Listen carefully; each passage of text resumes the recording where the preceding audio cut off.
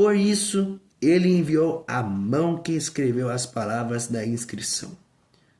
A interpretação da escrita na parede.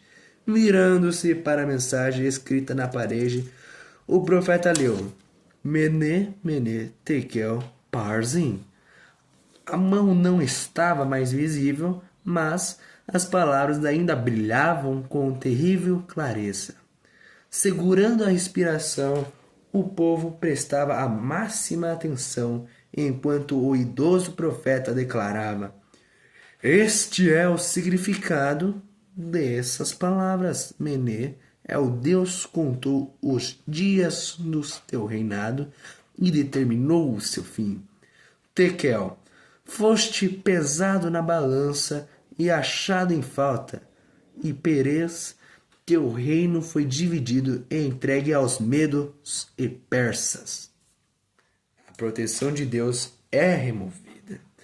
Nessa última noite de louca imoralidade, Belsazar e seus conselheiros atingiram o limite de sua culpa e da culpa do reino dos caldeus. A mão de Deus não mais impediria o mal que estava para acontecer. Gostaríamos de ter curado Babilônia, declarou ele a respeito dos juízos que estavam alcançando o céu. Mas ela não pôde ser curada.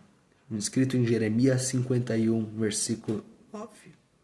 Deus finalmente viu ser necessário executar a sentença inevitável. O reino de Belsazar deveria passar para outras mãos. Quando o profeta terminou de falar, o rei ordenou que ele recebesse as recompensas prometidas. Mais de um século antes, a inspiração tinha profetizado que o anoitecer que eu tanto aguardava. Isaías 21, versículo 4. Durante o qual o rei e os conselheiros blasfemariam de Deus. De repente, seria transformado em uma ocasião de destruição e terror.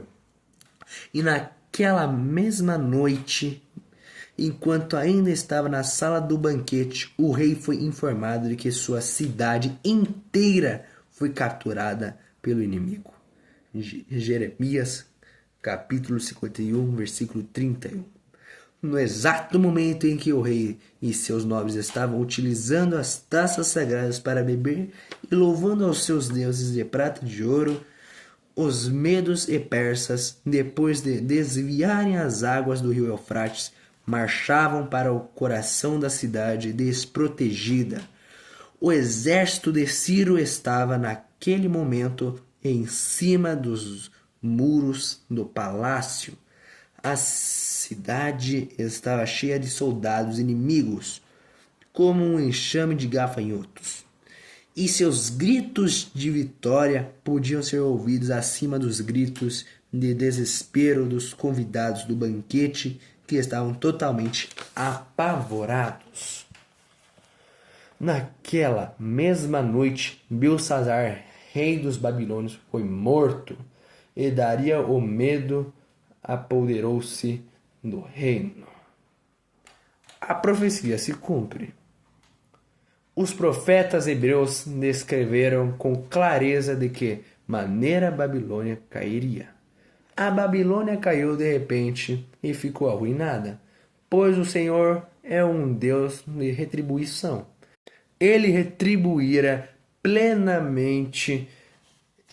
Embebedarei os seus líderes e os seus sábios, os seus governadores, os seus oficiais e os seus guerreiros. Eles dormirão para sempre e jamais acordarão, declara o rei cujo nome é Senhor dos Exércitos. Jeremias, capítulo 51, versículo 8, 56 e 57. Assim, Babilônia, a joia dos reinos, o esplendor do orgulho dos babilônios, será destruída por Deus, à semelhança de Sodoma e Gomorra. Nunca mais será repovoada, nem habitada de geração em geração. O árabe não armará ali a sua tenda, e o pastor não fará descansar ali o seu rebanho, mas as criaturas do deserto lá estarão, e as suas casas se encherão de chacais. Nela habitarão corujas e saltarão bodes selvagens.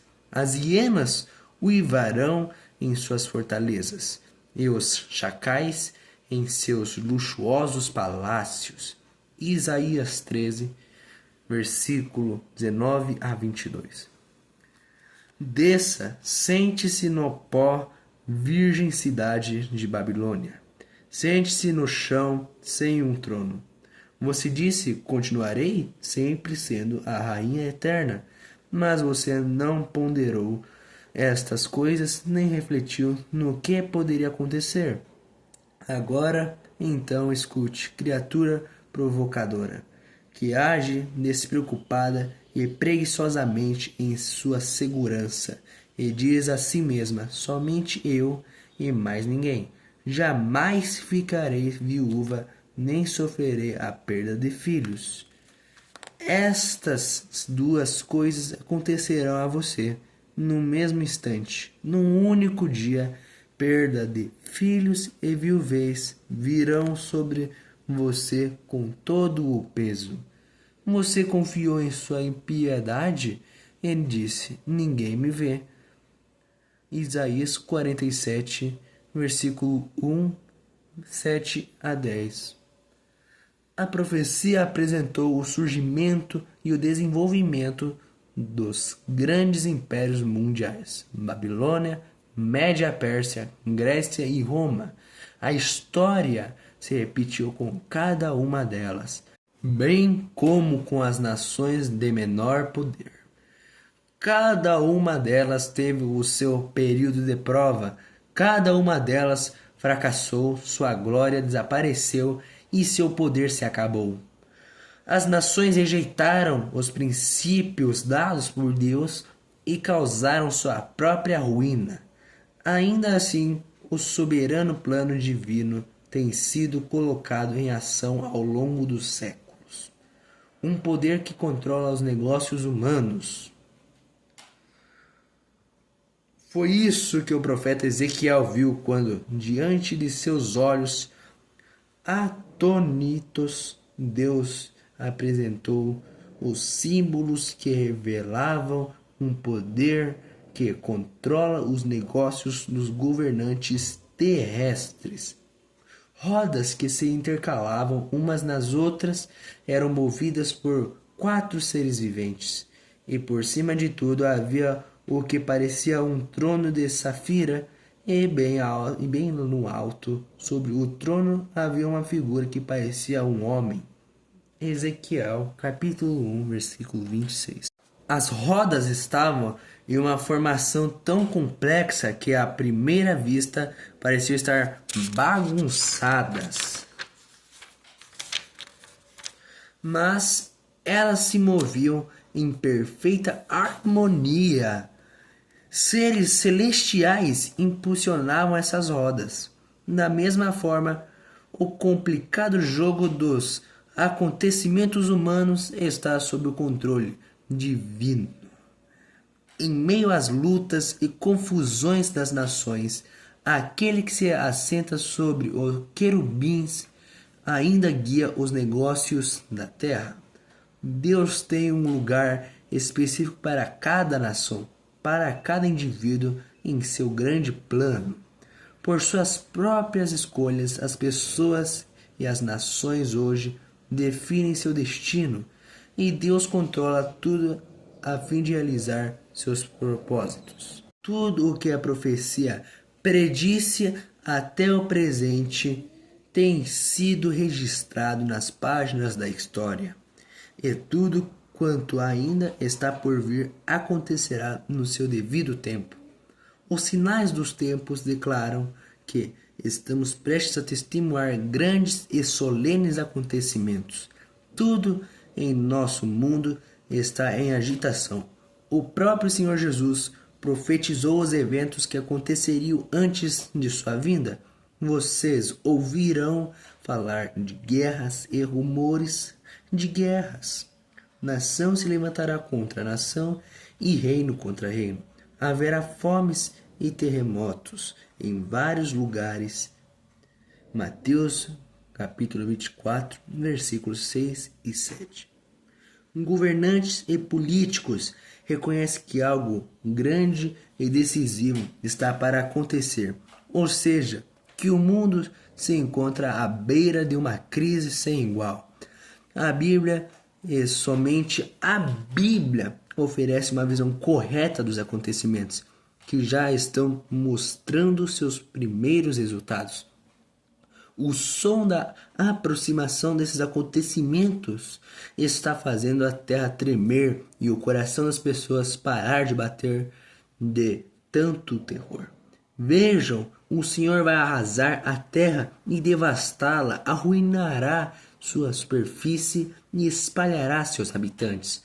A terra está contaminada pelos seus habitantes, porque desobedeceram às leis, violaram os decretos e quebraram a aliança eterna. Por isso, a maldição consome a terra e seu povo é culpado. Por isso, os habitantes da terra são consumidos pelo fogo, ao ponto de sobrarem pouquíssimos. Isaías capítulo 24, versículo 1, 5 e 6. Como será terrível aquele dia! Sem comparação, será tempo de angústia para Jacó, mas ele será salvo. Jeremias capítulo 30, versículo 7. Se você fizer do Altíssimo o seu refúgio, nenhum mal o atingirá. Desgraça alguma chegará à sua tenda. Salmos 91, versículo 9 e 10. Deus não abandonará sua igreja na hora de maior perigo. Ele prometeu livramento, tudo debaixo do sol honrará os princípios do seu reino.